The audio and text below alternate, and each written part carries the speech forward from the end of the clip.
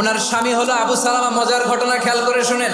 উহুদ যুদ্ধের পরে ওনার স্বামী আবু সালামা ইন্তেকাল করলো, শহীদ হলো। উম্মে সালামা রাদিয়াল্লাহু তাআলা আনহা ওনার প্রাণ প্রিয় স্বামী আবু সালামার ইন্তেকালের পরে চোখের পানি ছাড়ে আর পড়ে ইন্না লিল্লাহি ওয়া ইন্না ইলাইহি রাজিউন। যেহেতু বিশ্বনবী বলেছেন কেউ যদি বিপদের প্রথম ধাক্কায় পড়ে ইন্না লিল্লাহি ওয়া ইন্না ইলাইহি রাজিউন, আল্লাহুম্মা আজুরনি ফি মুসিবাতি ওয়া আখলুফ লি খায়রাম মিনহা, তাহলে এই বিপদে যে সে যা হারালো তার চেয়ে শ্রেষ্ঠ কিছু দিয়ে আল্লাহ তার বদল দিয়ে দিবে। এই হাদিস শুনে বারবার এই দোয়া পড়ে চোখের পানি ছাড়ে আর মনে মনে বলে আবু সালামার মতো ভালো মানুষ মদিনাতে নাই, তার চেয়ে ভালো মানুষ কি করে আল্লাহ তাআলা আমারে দিবে, তার চেয়ে ভালো মানুষ তো আমি মদিনাতে দেখি না। কি আজীব তামাশা, কি অবাক করা ঘটনা।